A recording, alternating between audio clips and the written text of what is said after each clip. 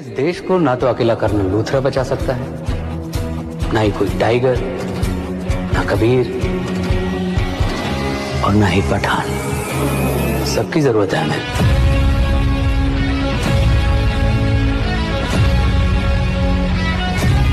YRF universe को बॉलीवुड का सबसे बड़ा यूनिवर्स माना गया है कि फिल्में जिसमें आपको सलमान खान, शाहरुख खान, ऋतिक रोशन, टाइगर श्रॉफ जूनियर, एनटीआर, जॉन अब्राहम, आलिया भट्ट जैसे बड़े बड़े एक्टर्स एंड एक्ट्रेसेस देखने को मिलते हैं और इसकी फिल्मों का बजट भी बहुत हाई होता है। इसमें आपको बड़े बड़े सेट्स देखने को मिलते हैं और इस यूनिवर्स की सारी ही मूवीज का कलेक्शन अप्रॉक्स 3000 करोड़ है। तो फिर ऐसा क्या हुआ जो इस यूनिवर्स की फिल्मीन अब शाहरुख खान की पठान जैसा ना तो ओपनिंग ले पा रही है, ना ही उम्मीद के मुकाबले कलेक्शन कर पा रही है। जहां हाल ही में रिलीज हुई वॉर 2 अपनी प्रीक्वेल फिल्म वॉर के कंपैरिजन में ना तो कलेक्शन कर पा रही है और ना ही वैसा हाइप दिख रहा है। मैं आपको इसके 10 रीजन बताऊंगा कि क्यों वाईआरएफ यूनिवर्स का ये हाल है।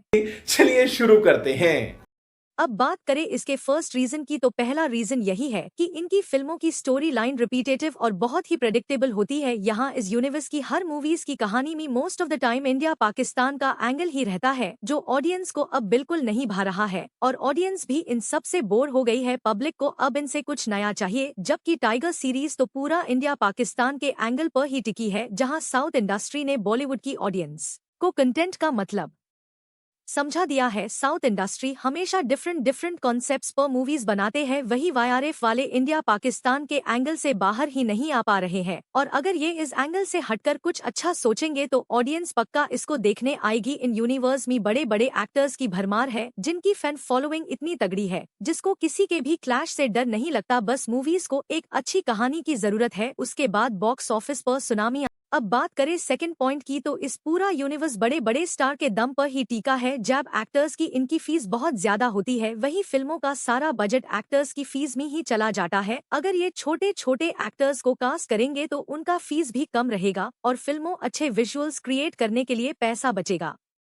जयन हाल ही में आई फिल्म वॉर 2 में पब्लिक का कहना था कि इसका वीएफएक्स बहुत अच्छा नहीं है, जहां फिल्म का बजट 400 करोड़ था और वही एक्टर्स एंड एक्ट्रेसेस की आप फीस फोटो में देखिए। जब कास्टिंग में इतना फीस जाएगा तो बजट ना के बराबर ही बचेगा।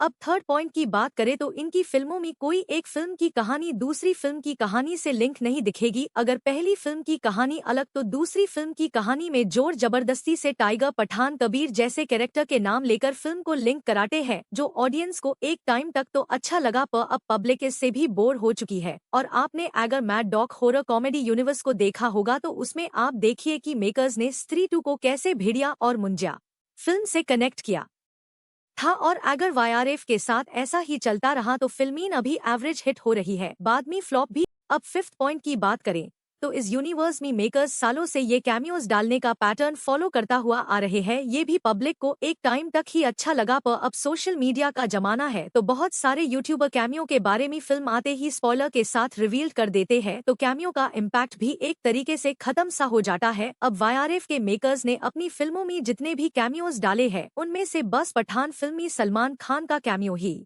इम्पैक्टफुल रहा था। वही फिल्म टाइगर 3 में शाहरुख खान का कैमियो तो वेस्ट सा मार दिया था। तो ये ओवरऑल कंक्लूजन यही है कि मेकर्स कैमियोज पर फोकस ना करके स्टोरी लाइन पर फोकस करें और टाइम टाइम पर कैमियोज का भी प्रयोग करें। अब बात करें सिक्स्थ पॉइंट की तो वाईआरएफ यूनिवर्स के मेकर्स कोई भी अच्छे एक्शन डायरेक्टर से अपनी फिल्मों को डायरेक्ट नहीं करवा रहे हैं। जहां टाइगर 3 को मनीष शर्मा ने डायरेक्ट किया था, जबकि मनीष शर्मा ने इससे पहले कुछ खास मूवीज को डायरेक्ट नहीं किया था। उन्होंने इससे पहले शाहरुख खान की फिल्म फैन को डायरेक्ट किया था, जो बॉक्स ऑफिस पर फ्लॉप रही थी, और वही वॉर 2 को अयान मुखर्जी ने डायरेक्ट किया था। अयान मुखर्जी को भी हम कोई एक्शन डायरेक्टर के नाम से नहीं जानते, क्योंकि वो हमेशा से ही रोमांटिक मूवीज को डायरेक्ट करते हुए आए हैं। अगर किसी डायरेक्टर ने अच्छी फिल्मीं दी है तो वो सिद्धार्थ आनंद है, जिन्होंने फिल्म वॉर और पठान को डायरेक्ट किया था। अगर स्पाई यूनिवर्स को आगे अच्छी मूवीज देनी है तो अच्छी स्टोरी और साथ ही अच्छे डायरेक्टर का होना भी मेकर्स के लिए एक बेनिफिट होता है।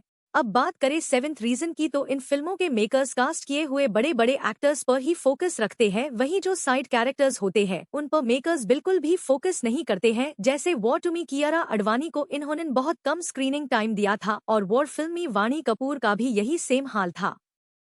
अब बात करें एक रीजन की तो क्यों वॉर 2 वॉर 1 के कंपैरिजन में उतना कलेक्शन नहीं कर पा रही है जितना मेकर्स चाहते थे। उसका फर्स्ट रीजन यही है, वो फिल्म 2019 में बनी थी एंड वही सेम पैटर्न की फिल्म आप 2025 में ले आ रहे हो। वही टाइगर और ऋतिक जैसे फेस ऑफ दिखा रहे हो। वहाँ सिद्धार्थ आनंद ने टाइगर श्रॉफ को इस तरीके से यूज किया था कि टाइगर श्रॉफ की सबने तारीफ की थी, वही जूनियर एनटीआर को मेकर्स ने वॉर 2 में ढंग से यूज ही नहीं किया। यही कुछ कारण है कि फिल्म वैसी कमाई नहीं कर रही जैसा मेकर्स चाहते थे।